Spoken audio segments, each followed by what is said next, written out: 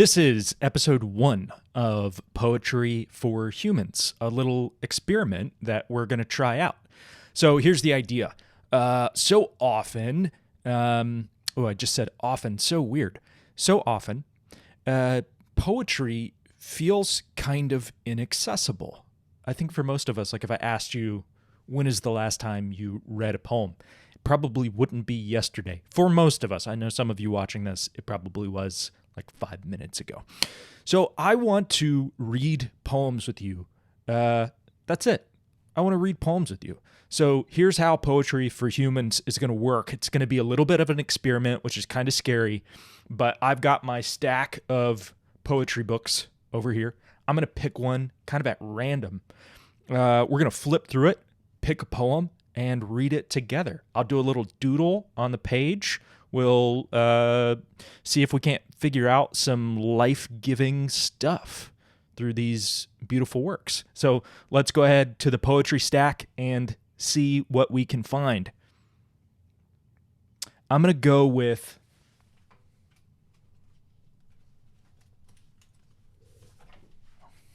I pulled 2. Stolen Air. As you see, I've read this one to death, although I don't know that I've studied every poem here. And I pulled also Felicity by Mary Oliver. I think we're going to go with this one. This will be a really good... She's a great poet for the first episode. So let's see what we get.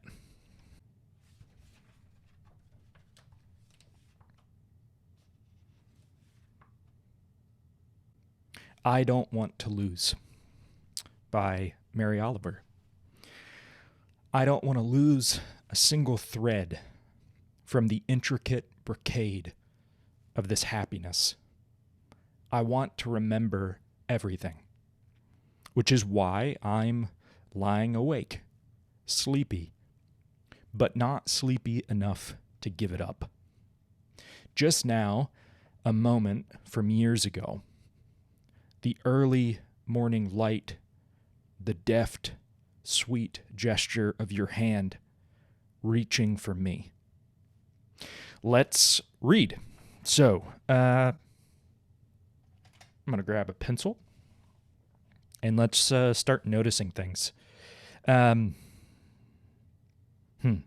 don't want to lose a single thread.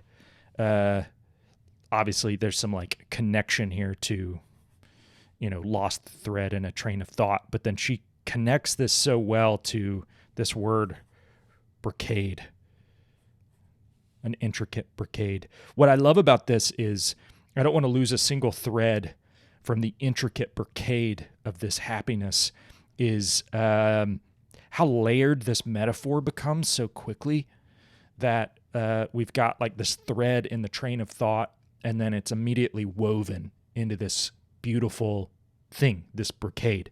And this, what I love about this word brocade is that it immediately gives us so much nuance. Like if you think about a brocade, like a brilliant tapestry that's woven and woven and woven until an image forms, you think of a very textured, layered thing, which means that it's going to have almost like if we looked at it like a microscope, it's going to kind of seem like a mountain range, that we're going to have little heaps in the thread. We're going to have valleys that form in order to show this picture. And especially because she calls it this intricate brocade, that it's this layered, almost weathered thing. And I just noticed this. I haven't read this poem in a while. But she calls it This Happiness. And I think that just immediately brings up for us what happiness, right? What happiness is she talking about? What I love about this is it creates an element of suspense and surprise and particularity. She's not talking about generic happiness. I think so often we talk about generic happiness. We ask somebody if they're happy like it's a feeling. We don't connect happiness with a moment, a particular object, a particular person. Let's maybe after this not ask the people that we care about if they're happy. Let's ask, what is your happiness today? What is making you happy? So let's look at what's making her happy. This I just want to like note this kind of like idea of like layered happiness, textured happiness, and the idea of loss here, that not a single thread can be spared from happiness for her. How exquisite is that? That she's not willing to give up even a single color, a single strand of what's making her happy. I want to remember everything. So much of, again, I haven't read this in a while. I actually bought this book, Felicity. At the time I didn't know, but very kind of appropriately, I bought it to read on the plane on my way to some of my best friends, Tim Buck and Alyssa Guerrero, on the way to their wedding in Guam. And of course, or maybe not of course, but Mary Oliver kind of means felicity as love here, right? It's a book of love poems. So much of Mary Oliver and love is tied to remembrance. And I love thinking of remembrance as an act of love.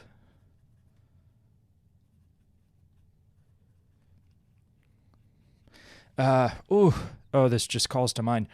I used to work as a nanny, or a manny, if you will, and I watched these three kids, and I remember one time on the subway, the little girl who I watched asked me, she said, is the same heart that beats inside me the same heart I keep people with?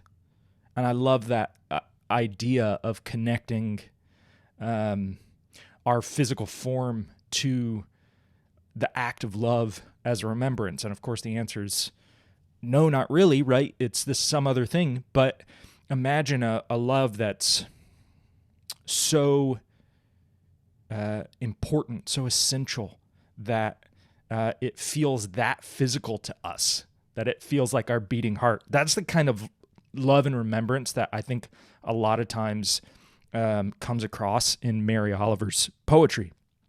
I want to remember everything, which is why I'm lying awake, sleepy. This picture of fighting sleep, and almost this picture of fighting sleep in order to trace and retrace the threads of this intricate brocade is such a beautiful image. This, I think one of the things that is really wonderful about poems is that it can call to mind our own memories. And I don't know why, but when I read this line, I think a lot about my dad, actually. I think about as a kid, I almost couldn't go to sleep unless I said goodnight to my dad, unless my dad tucked me in. And I think there's something of that here, that there's like an element of comfort and almost like fear of sleep, that this thing has to be complete before I can rest. And you kind of see her here. She's fighting back sleep, which is why I'm lying awake and sleepy, right? Not sleepy enough to give it up. It's worth hanging on to. Just now, a moment from years ago. I wonder if you've got that moment, that there's a moment, a little single moment that's enough to keep for years. By the way, I just noticed this. So let's look at this. So there are, 1, 2, 3, 4, 5, 6, 7, 8, 9 lines. Not a very long poem. There's only one line that is a full sentence, and it's this one. This is the heart of it. I want to remember everything, retracing everything in her mind. That's where she's focusing her efforts and her energy. It's the only line that is a full sentence. Just now, a moment from years ago. And then it's almost like in these last 3 lines, everything has been building up to this. All the rest is just preamble. Like we asked what back here. This is it. This is the what. She's about to show us the picture in that intricate brocade. The early morning light, the deft, sweet gesture of your hand, reaching for me. Oh my word. This is gorgeous. The way she's able to sum up the wealth and richness and struggle of a relationship in this single moment. This context, early morning light, there's a kind of intimacy there, right? Like, you don't normally see everybody in the early morning light. It's also not necessarily just this just strikes me. This isn't really what, I don't know if this is what she's saying, but it's not always, it's beautiful, but it's not always the most flattering. There's like a sense of vulnerability in waking up, right? Waking up as vulnerability.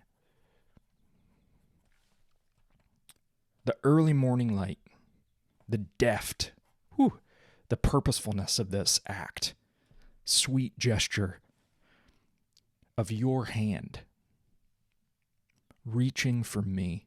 Those 3 words. Notice what I love about this, and I'd like to go through this book maybe as a book of love poems and just see how many times love is mentioned. I think for her, so often love is going to be remembrance. It is going to be a moment.